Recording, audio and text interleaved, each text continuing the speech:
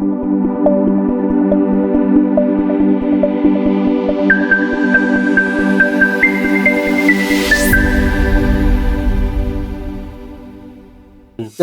orang yang melihat secara langsung. Jadi ini sebuah rangkaian yang memang tidak boleh terputus. Bahwa kita bukan bicara hasil, tetapi bicara bagaimana mekanismenya. Kalau memang bukti-bukti yang ada disampaikan oleh masyarakat itu meyakinkan, maka tidak ada keraguan.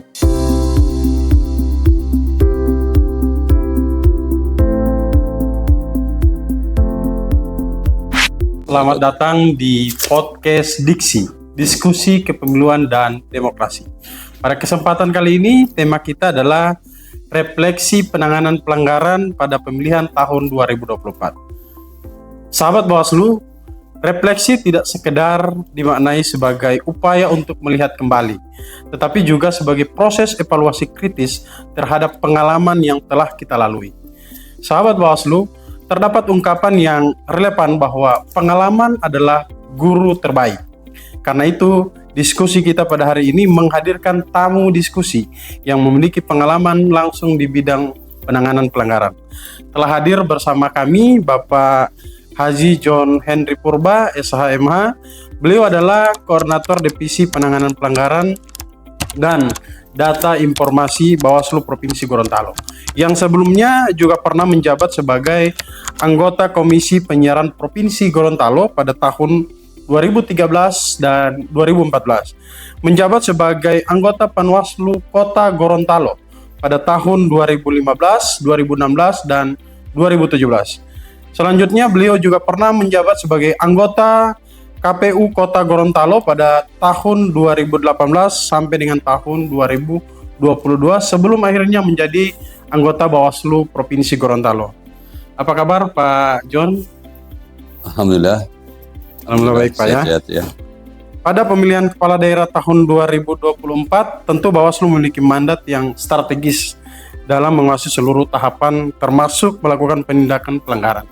Sehubungan dengan tugas Bapak sebagai Koordinator Divisi Penanganan Pelanggaran, tentu sahabat Bawaslu pengen tahu pengalaman Bapak selama menangani prosedur penanganan pelanggaran di Bawaslu selama pemilihan tahun 2024, Pak John. Terima kasih Pak Ronald ya. Jadi ini kan rahmat juga sebenarnya ini, karena di Bawaslu itu diberikan kewenangan ya, kewenangan yang cukup luar biasa. Gitu. Mungkin satu-satunya lembaga peradilan pemilu yang unik di dunia lah, gitu. Karena kita diberikan kewenangan mengawasi, baru hasil pengawasan itu kita sendiri yang melakukan penanganan pelanggaran itu. Nah, kalau di tempat lain kan tidak seperti itu. Jadi pengawasan itu diberikan kepada masyarakat, kemudian terkait dengan pelanggaran-pelanggaran selama pemilu pilkada itu diberikan kepada lembaga lain. Tapi kalau di Indonesia ini kita yang mengawasi, hasil pengawasan kita lakukan penanganan pelanggaran. Nah, jadi di 2024 pun harapan daripada masyarakat, harapan daripada peserta pemilu, harapan daripada partai politik sangat begitu tinggi dan sangat antusias, berharap bahwa terkait dengan persoalan-persoalan yang terjadi di lapangan itu diselesaikan secara adil di Bawaslu. Tapi keunikannya yang saya rasakan selama ini, ada satu keunikan. Jadi orang melapor itu ketika sudah ada hasil. Ya betul. Nah, ini kan salah satu yang unik. Jadi karena sudah ada hasil baru melapor. Kadang-kadang yang melapor juga itu kan harus ada lampirannya ya. Lampirannya kan harus ada bukti-bukti gitu ya. Baik yang sifatnya administratif gitu ya, ataupun dalam bentuk video ataupun foto dan lain sebagainya. Itu kan termasuk juga terkait dengan saksi-saksi, kan ada lampiran-lampiran. Jadi mereka melapor, pokoknya melapor saja, kemudian nanti tanggapannya itu nanti urusan Bawaslu itu. Iya, urusan nanti Bawaslu membuktikan itu. Nah, ini yang saya kira berbeda dengan masyarakat kalau melapor di lembaga-lembaga lain. Ya, Kalau di lembaga lain kan mereka memang itu 2 alat bukti itu memang harus terpenuhi. iya harus terpenuhi. Nah, kalau di Bawaslu memenuhi 2 alat bukti itu, apapun mereka membawa, mau selembar kertas, kemudian di kertas itu ada foto, mau relevan tidak relevan, yang penting ada syarat formil material terpenuhi, bawa saya itu laporan. Jadi ini pertama, dan sudah ada hasil baru melapor. Nah tentu yang kedua, kita ini kan dibatasi oleh waktu Pak Ronan. Kalau di pemilu itu kan 7+7, kalau di pilkada 3+2. Ini kan waktu yang sangat singkat. Nah, waktu yang sangat singkat, kemudian kita harus meneliti, memeriksa bukti-bukti yang disampaikan itu, kan menjadi apa ya? Menjadi apa yang kita cari ini kan ini bukti-bukti itu kan petunjuk ya. Yeah. Petunjuk daripada petunjuk yang akan dijadikan oleh Bawaslu untuk memeriksa, untuk meneliti berbagai macam laporan itu. Nah, kalau petunjuknya tidak memberikan informasi ya, tidak memberikan informasi, tidak memberikan data yang kita jadi sulit gitu. Mau kita undang juga misalnya Gakumdu, ada polisi dan jaksa dengan keterbatasan bukti-bukti yang mereka sampaikan. Nah, ini yang menjadi tantangan kita di 2024 seperti itu. Jadi ada sebuah opini yang berkembang, yang penting melapor. Oh ya begitu ya? Iya, yang penting melapor.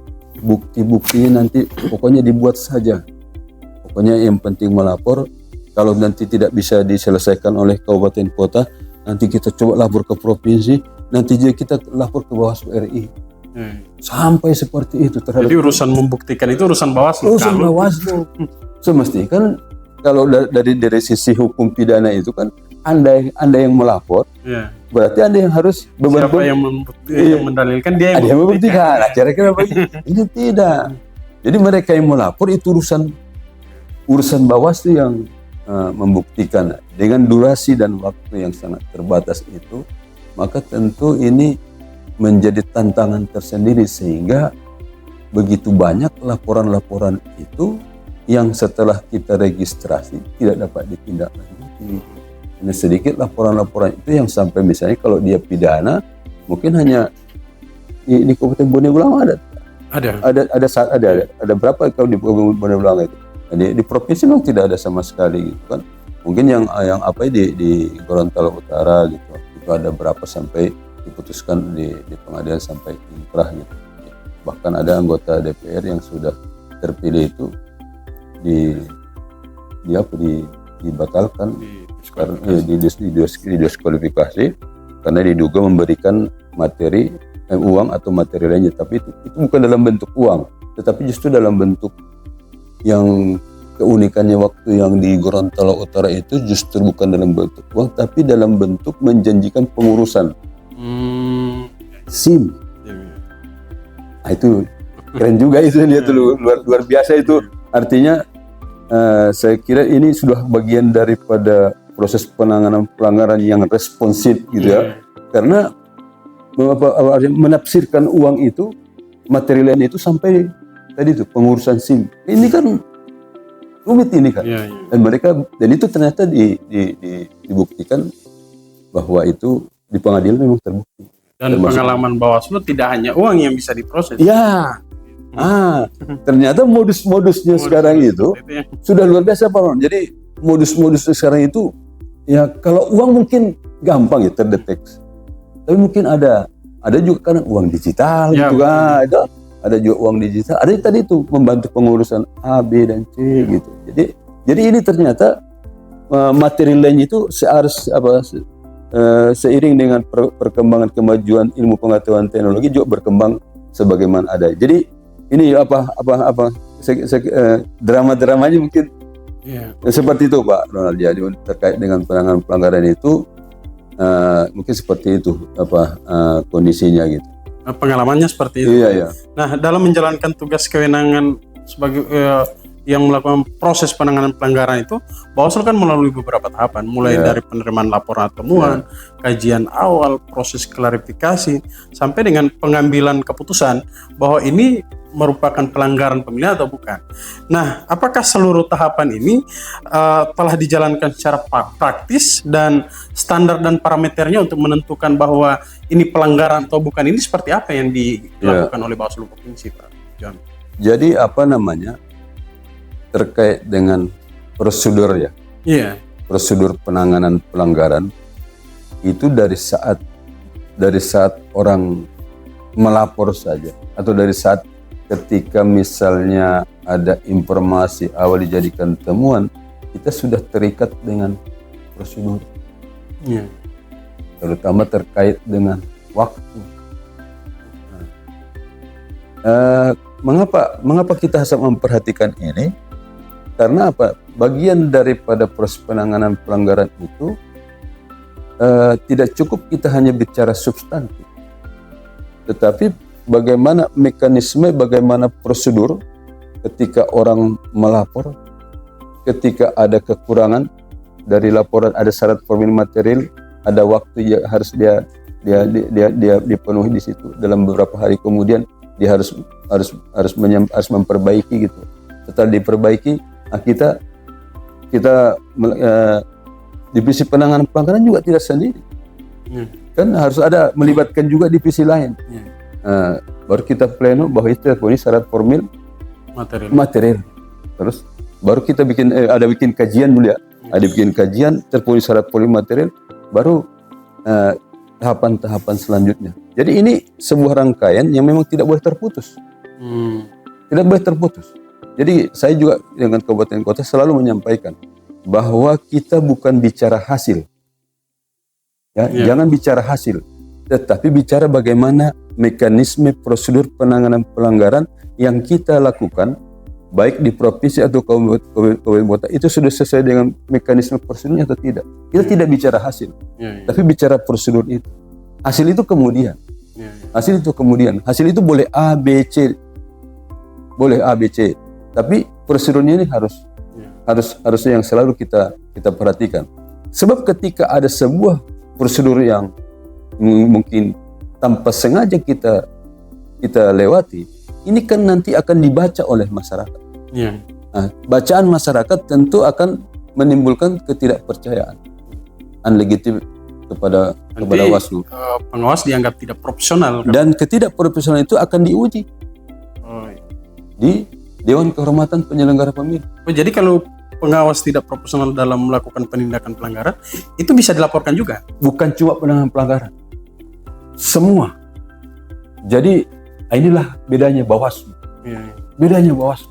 Sedikit saja apa yang kita lakukan dianggap masyarakat oleh tidak sesuai, maka serta-merta mereka akan melaporkan ke DKPP. Dan DKPP itu saya kira mungkin dibandingkan dengan lembaga lain, DKPP kita ini yang paling kuat, yang paling strong dalam pelaksanaan, dalam penegakan etika penyelenggara. Alasannya apa?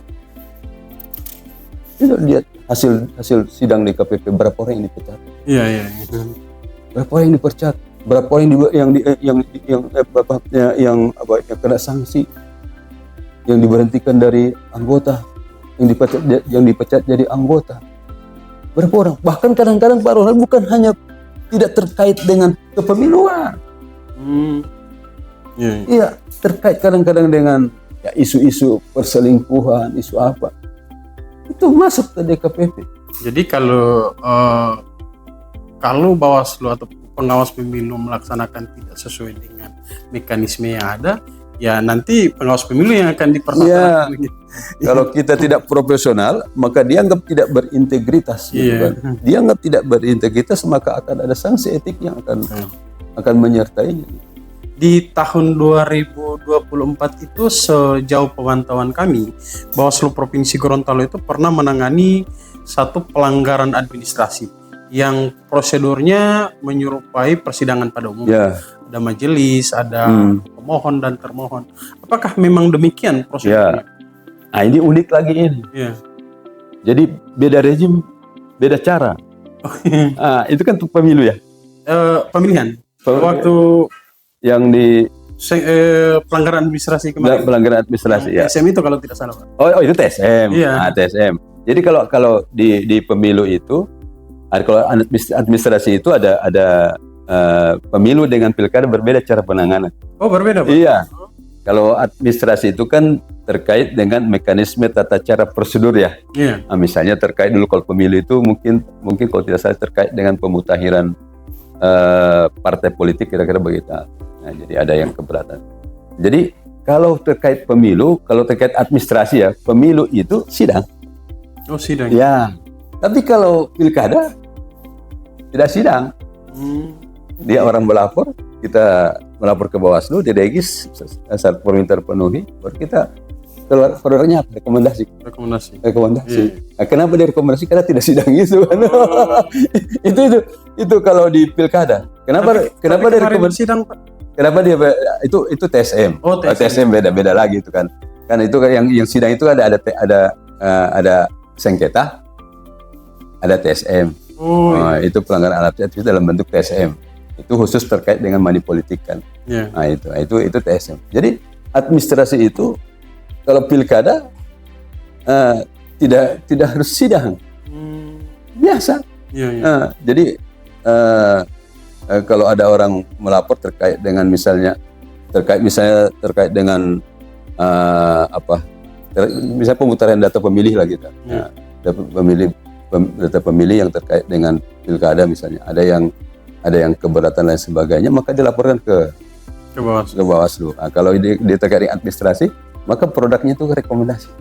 Nah, untunglah baru-baru ini kan ada dari MK ya. Putusan MK. Nah, jadi rekomendasi itu dianggap setara dengan putusan, sehingga oleh MK mengatakan bahwa KPU tidak lagi bisa melakukan pengulangan untuk melakukan penyelidikan, pemeriksaan apa semua, kan tidak boleh lagi mengulang itu. Jadi apa yang sudah direkomendasikan oleh Bawaslu itu wajib ditindaklanjuti sebagaimana rekomendasi yang ada di Bawaslu. Kan selama ini kan dalihnya begini, sudah ditindaklanjuti apa? Mereka melakukan diperiksa kembali, itu saksi kembali gitu. Itu yang misalnya terlapor diperiksa kembali, saksi-saksi diperiksa kembali. Jadi apa yang dilakukan oleh Bawaslu itu diulangi lagi oleh KPU. Jadi ada dua penanganan. Iya.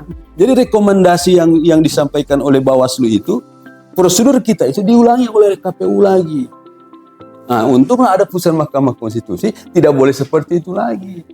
Sekarang apa? Apa yang direkomendasikan oleh Bawaslu itu sudah setara dengan putusan. Jadi Anda harus tindak lanjuti apapun yang direkomendasikan itu harus ditindaklanjuti oleh KPU. Nah, salah satu isu krusial dalam proses penanganan pelanggaran itu kan ada pembuktian, proses pembuktian. Nah, bagaimana dengan kerumitan proses pembuktian ini, Pak? Rumit, sangat rumit. Kalau terkait misalnya dengan, kita pilah-pilah ya. Kalau terkait dengan pidana pemilu, kita kan ada polisi dan jaksa. Saya sering katakan kalau masalah pidana, Bapak jagonya saya minta. Maka saya bilang, saya minta ilmu Bapak di situ. Iya, toh? Karena mereka hari-hari, mereka kan profesional di situ. Betul. Polisi dan jaksa kan profesional, karena mereka hari-hari melakukan itu. Saya terus terang saja kalau terkait dengan pidana pemilu, saya sangat berharap itu kepada polisi dan jaksa. Pokoknya saya minta ilmu Bapak di sini. Tapi bagaimana dengan proses administrasi? Proses administrasi kan kita, kalau administrasi saya orang poli yang leadernya di situ kan. Itu. Artinya dengan ilmu-ilmu yang kita peroleh dari BIMTEK, yang kita peroleh dari teman-teman polisi dan jaksa itulah yang membantu kita sebenarnya membantu kita. Sebenarnya begini, kalau kita itu sebenarnya setiap bukti-bukti itu kan mengandung informasi dan data. Setiap bukti-bukti yang disampaikan itu ada kandungan informasi. Nah, cuma memang kadang persoalannya informasi yang disampaikan oleh bukti-bukti itu tidak relevan. Banyak tidak relevan. Karena tadi itu setelah ada hasil baru melaporkan begitu. Jadi saksi kadang bukan orang yang melihat secara langsung, dia hanya kadang mengetahui informasi itu dari orang lain gitu. Kan data itu ada data primer, data sekunder, data tertier. Mungkin dia dari orang ke orang. Dia bukan saksi fakta gitu kan. Nah, sementara yang ke dalam pembuktian itu kan berbeda itu. Kesaksian orang yang melihat secara langsung, kesaksian dari katanya dari orang lain kan berbeda. Nah, itulah nantinya yang pada akhirnya kan kita harus memutus ya. Ya padahal kita harus ada putusan kita dalam pleno ya berdasarkan hal-hal itu, maka tentu kembali kepada keyakinan kita sebagai penyelenggara, sebagai pengawas. Yang kita juga kan sebenarnya sudah ada informasi kan begitu. Tinggal informasi yang ada di penyelenggara itu kita diperkuat dengan bukti-bukti yang berasal dari masyarakat. Hanya kalau memang bukti-bukti yang yang disampaikan oleh masyarakat itu meyakinkan, maka tidak ada keraguan. Sekali lagi, tidak ada keraguan bagi Bawaslu untuk memutus, untuk mendiskualifikasi. Tidak ada keraguan. Jadi tergantung bukti-bukti yang disampaikan oleh dalam masyarakat. jangka waktu yang rentan singkat, Bawaslu harus menguji tantangan Bawaslu di situ. Dan itu memang yang paling yang lain saya tidak sanggup Pak itu. Kan Pak Ronald juga penegak hukum kan, karena advokat juga. Yang lain mana sanggup juga dengan durasi 7+7, 3 tambah 2. Tapi itulah hebatnya Bawaslu. Kita bisa menindaklanjuti laporan meskipun dengan waktu yang sangat sempit. Tapi itu karena memang saya lihat memang karena tadi itu, selain kita sudah memang harus profesional, maka kita berintegritas. Jadi kita tidak ketika kita bekerja memang fokus bagaimana mencari informasi data ataupun data-data yang di situ ada dugaan pelanggaran. Fokus memang. Kalau tidak fokus kan susah. Kan itu. Jadi intinya kenapa kita harus berintegritas? Kita harus fokus. Terkait dengan integritas Pak John. Nah, posisi Bawaslu ini kan dalam ruang lingkup tekanan politik yang sangat kuat. Oh, sangat kuat. Nah, dalam menjalankan tugas selama ini, apakah ada intervensi politik dan kemudian intervensi itu mempengaruhi hasil keputusan Bawaslu itu sendiri? Jadi Pak Ronald, setiap lembaga yang punya kewenangan, apalagi sebesar Bawaslu, yang kewenangannya ini bisa sampai mendiskualifikasi itu, membatalkan orang punya pencalonan, maka setiap lembaga yang seperti itu pasti selalu ada tekanan. Nah, tekanan ini macam-macam. Ada yang tekanan mungkin dari orang-orang terdekat, ada tekanan-tekanan mungkin dari organisasi, ada tekanan-tekanan dari partai politik, bahkan dari keluarga ada dari keluarga, macam-macam ini kan. Bagaimana cara supaya kita Bawaslu itu bisa mengikuti kemauan daripada sebagian orang, termasuk orang-orang yang ingin mencari keadilan itu. Prinsip kami kami bekerja ya, semualah pokoknya kabupaten kota provinsi itu dalam bekerja itu dia taat kepada asas, taat kepada norma. Jadi kita tidak berpikir kepada hal-hal lain. Pokoknya kita apa yang diperintahkan oleh undang-undang itu yang kita laksanakan. Nah, itu kuncinya kan di situ kan, itu asas legalitasnya kan seperti. Jadi apa yang ditetapkan oleh undang-undang itu yang kita fokus di situ. Jadi ketika ada orang mengintervensi kita, maka kita kembali bersandar di situ. Ini sesuai atau tidak sesuai dengan undang-undang. Kalau memang memang undang-undang seperti itu karena undang-undang Pak, bukan karena intervensi. Kalau misalnya ada keputusan yang keputusan dari Bawaslu, keputusan itu misalnya menguntungkan pasangan calon tertentu, itu bukan karena kita berpihak kepada pasangan calon tertentu, karena memang perintah undang-undang menyampaikan seperti itu. Contoh misalnya terkait dengan ijazah gitu. Iya. Ini kan paling Iya, iya. baru-baru kan muncul lagi ini. Iya. Nah, orang mempersoalkan ijazah. Ijazah ini palsu dan sebagainya. Yang disuruh undang-undang apa? Ketika ada keraguan-raguan, Iya. maka dilakukan verifikasi faktual. Ke faktual kemana? Ke sekolah asal atau instansi terkait. Nah, kalau dua instansi terkait ini mengatakan bahwa itu sah, baru Bawaslu bilang apa? Iya, iya. Oh, karena Bawaslu tidak diajari untuk menentukan sah atau tidaknya ijazah. Tidak. Kan ada bimteknya enggak? Iya, iya. Tidak ada kan? Tidak. Untuk menentukan bahwa ijazah itu ada sah atau tidak, kan tidak ada. Iya. Untuk menentukan bahwa ijazah itu sah atau tidak sah, itu kan harus kita minta pendapat daripada lembaga lain. Nah, oleh undang-undang, oleh PKPU, bahwa lembaga itu hanya ada dua diminta itu. Sekolah asal atau lembaga terkait. Lembaga terkait ini dinas pendidikan. Hanya pada orang, karena mereka punya, ini ijazah ini asli. Betul. Kalau dia jawab betul, baru apa yang mau dilakukan oleh Buat apa juga? apa yang dibuat oleh Bawaslu? Sementara kita bukan profesional di situ, Ya, bukan kecuali yang melapor ini punya bukti lain, toh? Dan itu sudah ingkrah. Misalnya tiba-tiba dicabut ini legalisirnya, dicabut oleh dinas, misalnya oleh ini ijazahnya ini ditarik gitu kan. Ya itu urusan dia. Nah, berdasarkan itulah kita memutus.